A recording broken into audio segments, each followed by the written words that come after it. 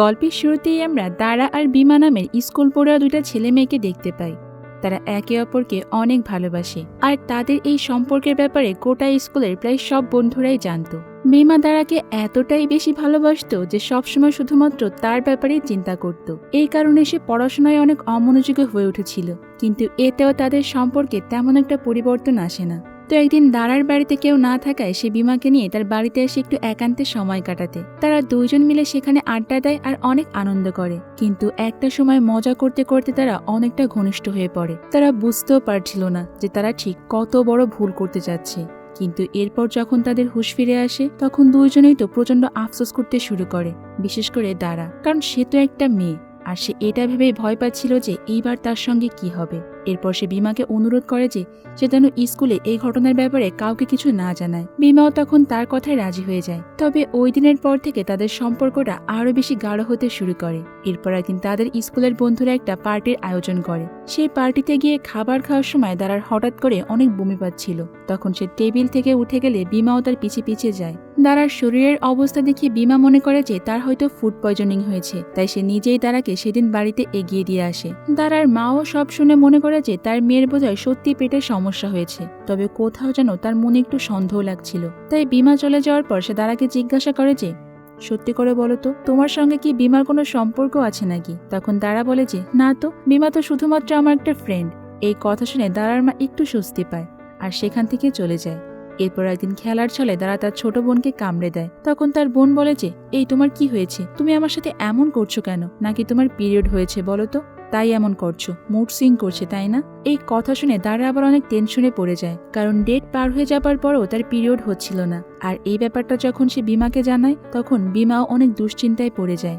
এরপর তারা বিমাকে নিয়ে একটা সুপার শপে চলে যায় প্রেগনেন্সি কিট কেনার জন্য, কিন্তু সবার সামনে কিটটা কিনতে তার অনেক অস্বস্তি লাগছিল, তাই দারা ওখান থেকে বের হয়ে যায়।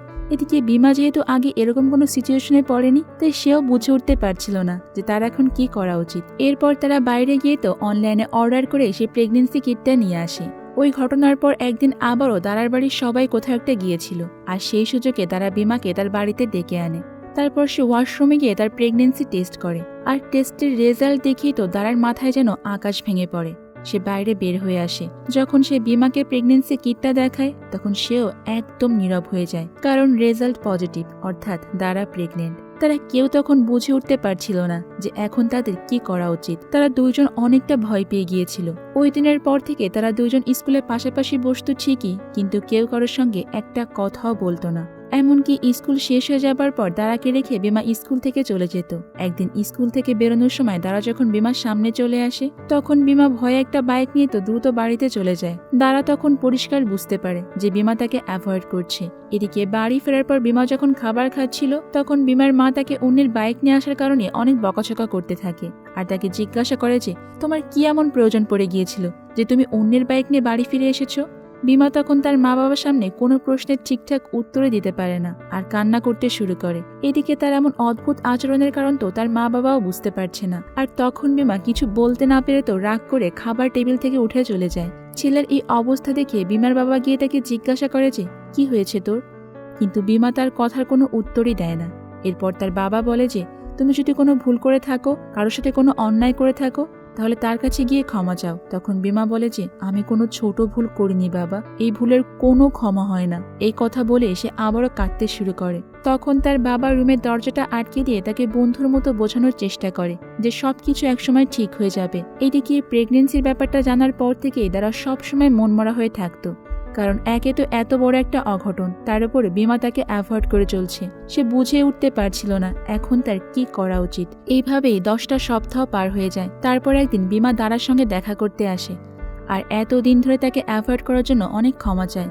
সেই সাথে আরো বলে যে আমি আর কখনোই তোমাকে ছেড়ে যাব না। এই কথা শুনেই দারা বলে যে প্লিজ আমাকে এখান থেকে দূরে কোথাও নিয়ে যাও, কারণ বেশি দিন আমি এই ব্যাপারটাকে লুকিয়ে রাখতে পারবো না। একদিন না একদিন তো সবাই ঠিকই বুঝতে পারবে। তখন বিমা বলে যে আমি চাইলেও তোমাকে এখন দূরে নিয়ে যেতে পারবো না, কারণ আমরা দুইজনে এখন স্কুলে পড়ি। গ্রাজুয়েশন শেষ হওয়া পর্যন্ত তোমাকে অপেক্ষা করতেই হবে। তবে তুমি চিন্তা করো না, আমি সব সময় তোমার পাশেই থাকবো। এরপর তারা দুইজন মিলে সিদ্ধান্ত নেয় যে তারা তাদের বাচ্চাটাকে নষ্ট করে ফেলবে, কারণ এরকম একটা পরিস্থিতিতে সমাজের কেউই তাদেরকে সাপোর্ট করবে না। সেই সিদ্ধান্ত অনুসারে বিমা পরের দিনই তার একটা আন্টির সঙ্গে দেখা করতে যায়। যাতে আন্টির কাছ থেকে সে অ্যাবর্শনের ব্যাপারে কিছু আইডিয়া পায়। কিন্তু সেখানে যাওয়ার পর সে তার আন্টিকে কিছু বলার সাহসই করে উঠতে পারে না। এরপর সে তার বন্ধুদের গিয়ে জিজ্ঞাসা করে যে তারা এমন কোনো হসপিটাল চেনে কিনা যেখানে অ্যাবর্শন করানো হয়। তার বন্ধুরা তাকে একটা হসপিটালের খোঁজ দেয়, কিন্তু বিমাকে এই ব্যাপারে খোঁজ করতে দেখে তারা সবাই ভীষণ অবাক হয়ে যায়। এরপর যখন তারা বিমাকে এই ব্যাপারে জিজ্ঞাসা করে তখন বিমা তাদেরকে জানায় যে এটা তার সায়েন্স রিসার্চের একটা টপিক। বন্ধুরা তখন আর কথা বাড়ায় না, কিন্তু অ্যাবর্শন করানোর জন্য তো অনেকগুলো টাকার প্রয়োজন ছিল, তাই সে তার আন্টির কাছ থেকে কিছু টাকা ধার করে নিয়ে আসে। আর পরের দিন দারাকে নিয়ে হসপিটালে পৌঁছে যায়। হসপিটালের সামনে স্ট্রবেরি জুসের একটা দোকান দেখে তো দারা সেটা খাওয়ার বায়না করে, তাই বিমা তাকে পাশের বেঞ্চে বসিয়ে রেখে স্ট্রবেরি জুস আনতে যায়। কিন্তু যখন লোকটা জুস বানাচ্ছিল তখন স্ট্রবেরির লাল রং দেখে হঠাৎ তারা রক্তের কথা মনে পড়ে যায়, আর সে ভয়ে সেখান থেকে পালিয়ে যায়। সেটা দেখে বিমাও তার পেছনে পেছনে দৌড়ায় আর জিজ্ঞাসা করে যে কি ব্যাপার, তুমি এভাবে পালিয়ে আসলে কেন? তখন তারা কাঁদতে কাঁদতে বলে যে আমাদের বাচ্চাটা তো কোনো দোষ করেনি, হসপিটালে গেলেই তো ওই লোকগুলো আমাদের বাচ্চাটাকে মেরে ফেলবে। এটুকু বলেই সে জোরে জোরে কাঁদতে শুরু করে। তখন বিমা তার কান্না দেখে বলে যে আচ্ছা তুমি কান্না বন্ধ করো, তুমি যা চাইবে আমি তাই করব। এরপর তারা দুজন মিলে সিদ্ধান্ত নেয় তারা তাদের বাচ্চাটাকে বাঁচিয়ে রাখবে। আর তারপর থেকে তাদের নতুন জার্নি শুরু হয়। প্রতিদিন স্কুলে যাওয়ার সময় তারা তার পেটটাকে স্লিম দেখানোর চেষ্টা করত, যাতে করে কেউ তার প্রেগনেন্সি বুঝতে না পারে। সেটা দেখে বিমা তার জন্য একটা ঢেলাঢালা স্কার্ট এনে দেয়, যাতে দারার আর কোনো সমস্যা না হয়। এরপর একদিন স্কুল মাঠে বসে থাকা অবস্থায় দারার মাথাটা হঠাৎ করে ঘুরিয়ে ওঠে। তখন তার ক্লাসের সবাই দারাকে সামলানোর জন্য এগিয়ে আসে, সেই সাথে তাদের এক টিচারও ওখানে চলে আসে। দারার এই অবস্থা দেখে যখন বিমা তার কাছে আসে তখন বিমাকে দেখেই দারা বলে ওঠে যে আমার না খুব পেটে ব্যথা করছে, এখন আমাদের বাচ্চার কি হবে? এই কথা শুনেই তো সেখানে থাকা সবাই বুঝে যায় যে দারা প্রেগনেন্ট। তখন তারা ভয় পেয়ে একদম চুপ হয়ে যায়। এরপর তাদের দুজনের পরিবারকে স্কুলে ডেকে পাঠানো হয়। স্কুলে আসার পর তাদের পরিবারের সবাই যখন পুরো বিষয়টা জানতে পারে তখন দুই পরিবার তো ভীষণ রেগে যায়। দারার বাবা তো স্কুলের প্রিন্সিপালকে গিয়ে থ্রেট দিতে শুরু করে যে বিমার মধ্যে এত অসভ্য ছেলেকে কেন স্কুলে রাখা হয়েছে। এমন বাজে পরিস্থিতি দেখে দারা একদম নীরব হয়ে যায়। এরপর তার মা তাকে বলে যে এই বয়সে এমন একটা কাজ তুমি কিভাবে করলে? তোমার কি ধারণা মা হওয়াটা খুবই সহজ কাজ? দারা তখন চুপচাপ তার মায়ের কথা শুনতে থাকে। আর বিমা এসে দারার মাকে বলে যে আপনারা একদম চিন্তা করবেন না, আমি নিজেই দারার আমার বাচ্চার দায়িত্ব নেব, কিন্তু তার জন্য আমাকে একটু সময় দিন। এই কথা শুনে দারার পরিবার তো ভীষণ রেগে যায়। দারার বাবা তো বিমাকে রীতিমতো মারতে শুরু করে। তখন বিমার মা গিয়ে তাকে বাধা দেয় আর বলে যে দোষ শুধু আমার ছেলে একা করেনি, আপনার মেয়েও করেছে। এই কথা শুনে দারার বাবা দারাকে জিজ্ঞাসা করে যে সত্যি করে বলো, এই ছেলেটা কি তোমার সঙ্গে কোনো জোর জবরদস্তি করেছে? দারা তখন ভয়ে নীরব হয়ে থাকে। তখন বিমার মা বিমার গালে ঠাস করে একটা চড় বসিয়ে দেয় আর তাকে অনেক আজে বাজে কথা বলতে শুরু করে।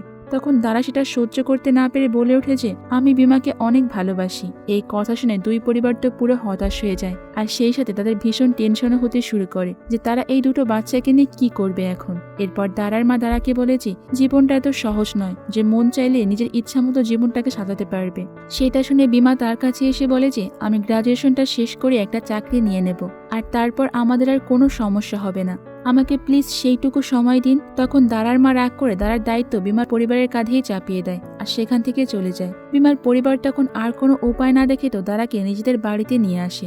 সব সময় আরামে আসে থাকা মেয়েটা তখন বিমার ওই ছোট্ট বাড়ি দেখে তো পুরো অবাক হয়ে যায় আর শুধু তাকিয়ে আশেপাশের পরিবেশটা দেখতে থাকে। ধীরে ধীরে যত দিন এগোতে থাকে ততই দারার শারীরিক আর মানসিক অবস্থার অবনতি হতে থাকে, কিন্তু বিমা সব সময় তাকে সব ব্যাপারেই সাপোর্ট করত, তাকে কখনোই একা ফিল হতে দিত না।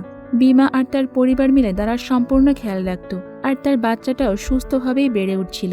এরপর একদিন দারার মা বাবার রাগ কমে গেলে তারা এসে দারাকে তাদের বাড়িতে নিয়ে যায়। বাড়িতে যাওয়ার পর দারা তার ছোট বোনের কাছ থেকে জানতে পারে যে তার মা বাবা তার বাচ্চাটাকে তার যে নিঃসন্তান চাচা তার কাছে দিয়ে দেওয়ার কথা ভাবছে, কারণ তারা চায় না যে এত অল্প বয়সে বাচ্চার রেসপন্সিবিলিটি নিতে গিয়ে তার ক্যারিয়ারটা নষ্ট হয়ে যাক। এটা শুনেই তো দারা ভীষণ রেগে যায় আর তার মা বাবার কাছে গিয়ে তাদের বোঝানোর চেষ্টা করে যে তার বাচ্চার খেয়াল রাখার পাশাপাশি তার স্বপ্নগুলোকেও সে পূরণ করতে পারবে। কিন্তু তার মা বাবা তার কথায় কোনো পাত্তাই দেয় না আর বলে যে তুমি নিজে এখনো বাচ্চা, তাহলে আর একটা বাচ্চাকে কিভাবে সামলাবে? এই কথা শুনে দারা আর কোনো কথা বলতে পারে না আর সেখান থেকে রেগে বের হয়ে গিয়ে বিমাকে সবকিছু খুলে বলে।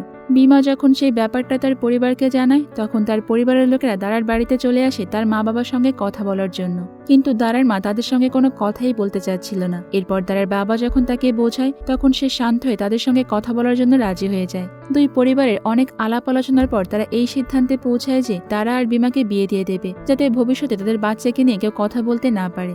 সেই সিদ্ধান্ত অনুযায়ী দুই পরিবারের সম্মতিতে দারা আর বিমার বিয়ে হয়। বিয়ের পর তো বিমা দারার বাবার রেস্টুরেন্টে পার্ট টাইম চাকরি করতে শুরু করে, যাতে এখন থেকেই তার বাচ্চা লালন পালনের প্রস্তুতি নিতে পারে। একদিকে বউ আর অনাগত বাচ্চা, অন্যদিকে নিজের কেরিয়ার, সব মিলে ব্যালেন্স করতে গিয়ে বিমাকে হিমশিম খেতে হয়। কাজের ব্যস্ততার কারণে সে দারাকেও ঠিকমতো সময় দিতে পারত না, আর এদিকে প্রেগনেন্সির কারণে বেশিরভাগ সময় দারার শরীর অনেক অসুস্থ থাকতো, আর তাই তার স্কুলে যাওয়া প্রায় বন্ধ হয়ে গিয়েছিল। বাড়িতে বসে বসে সে অনেক বোর হতো। আর অন্যদিকে তার বাবা একদিন বিমাকে বলে যে শুধু চাকরির দিকে মনোযোগ দিলেই হবে না, তোমাকে তোমার কেরিয়ারের দিকেও একইভাবে মনোযোগী হতে হবে, তাহলেই তুমি ভবিষ্যতে তোমার বউ বাচ্চার দায়িত্ব নিতে পারবে। সেটা শুনেই তো বিমা তার কাজের দিকে আরো বেশি ফোকাস হতে শুরু করে। আর এদিকে দ্বারা লক্ষ্য করে যে চাকরির দিকে মনোযোগ দিতে গিয়ে বিমা পড়াশোনার দিকে একেবারেই খেয়াল করতে পারছে না। সে কাজে এতটাই বেশি মনোযোগী হয়ে পড়েছিল যে সে কখনো বই নিয়ে বসতে চাইতো না। চাকরি থেকে ফিরে এসে শুধু মোবাইলে ভিডিও গেমস খেলা নিয়ে পড়ে থাকতো। সেটা দেখে একদিন দ্বারা বিমাকে বলেছে, তুমি এরকম কেন করছো? তুমি যদি মনোযোগ দিয়ে পড়াশোনা না করো তাহলে কিভাবে তুমি গ্রাজুয়েশন শেষ করবে, আর কিভাবে বা চাকরি নিয়ে আমাদের দুজনের খেয়াল রাখবে? সারাদিন কষ্ট করে আসার পর দারার এই কথাগুলো শুনে বিমা ভীষণ রেগে যায়, আর রাগের মাথায় বলে ওঠে যে তোমাকে আমার গার্লফ্রেন্ড কি হতে বলেছিল?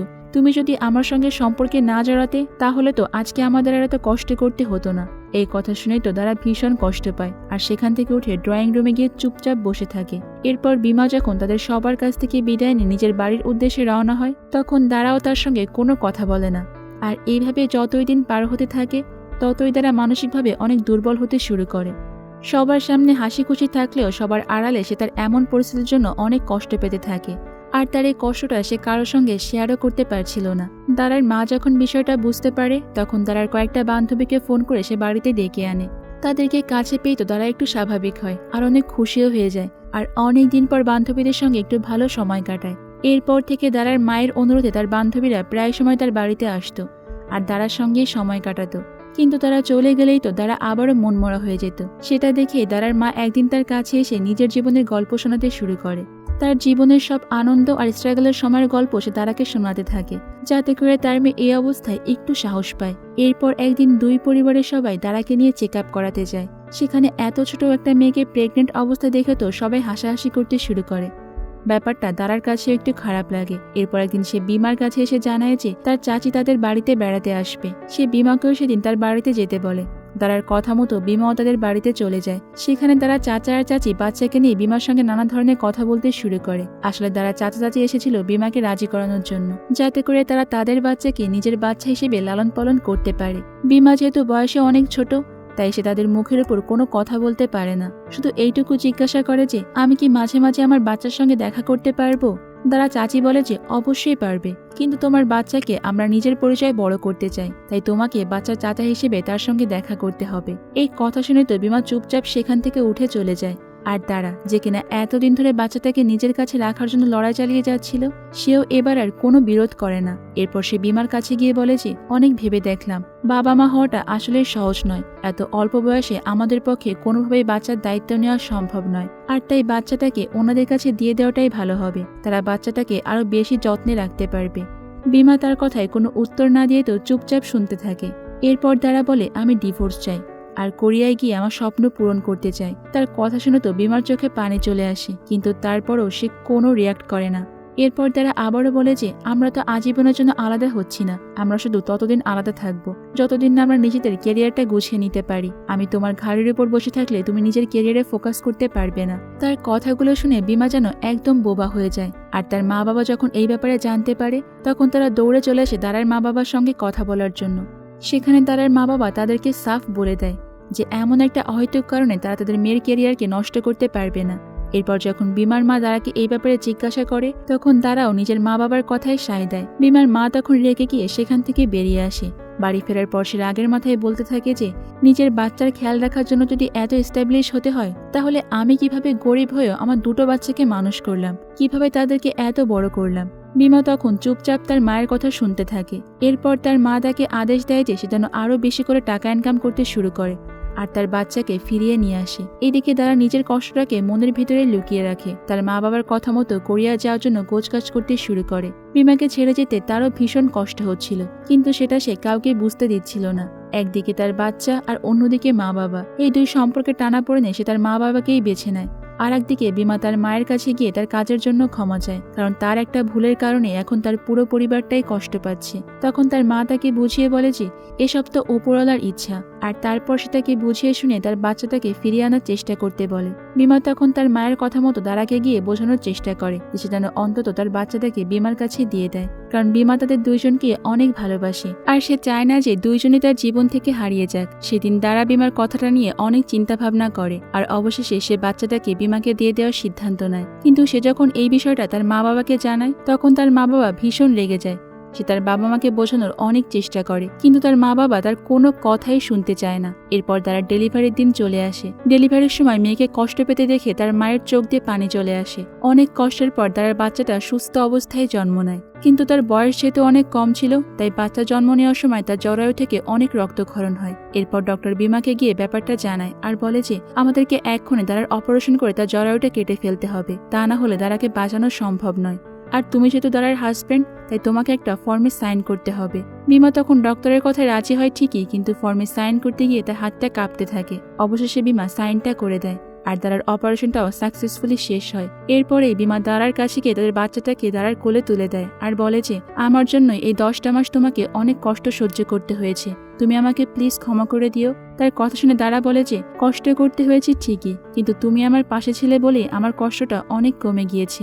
আমি অনেক লাকি যে আমি তোমার মতো একটা মানুষকে পেয়েছি। তার কথা শুনে তো বিমার চোখ দিয়েও পানি চলে আসে। তখন তারা আলতো করে বিমার চোখের পানিটা মুছিয়ে দেয়। তারা পুরোপুরি সুস্থ হয়ে যাবার পর তার মা বাবা তাকে নিয়ে কোরিয়ার উদ্দেশ্যে রওনা হয় আর যাওয়ার আগে বাচ্চাটাকে বিমার কাছেই দিয়ে যায়। দারা নিজের স্বপ্ন পূরণ করতে যাচ্ছিল ঠিকই, কিন্তু তার মনটা পড়েছিল বিমা আর তার বাচ্চাটার কাছে। এদিকে বিমা তার বাচ্চাটাকে কাছে পেলেও প্রিয় মানুষটা চলে যাওয়াতে একটা অদ্ভুত শূন্যতা কাজ করতে থাকে তার মাঝেও। আর এই অপূর্ণতার মধ্যে দিয়ে আমাদের আজকের এই সুন্দর মুভির গল্পটা এখানে শেষ হয়ে যায়। আসলে আমাদের সমাজে মানুষের ভালোবাসা থেকেও সোশ্যাল স্ট্যাটাসটা অনেক বেশি দামি। এই কারণেই কিন্তু অনেক ফুলের মতো বাচ্চাদের জীবন ঝরে যায়।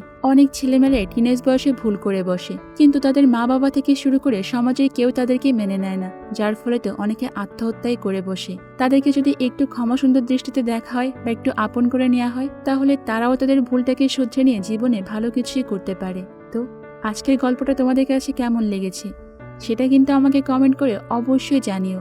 দেখা হবে অন্য কোনো সুন্দর মুভির গল্প নিয়ে ভিন্ন কোনো সময়ে। ততক্ষণ পর্যন্ত তোমরা সবাই অনেক বেশি ভালো থাকবে এবং নিরাপদে থাকবে, আর অবশ্যই তো কুহিলিকার সঙ্গেই থাকবে, তাই না? আল্লাহ হাফেজ।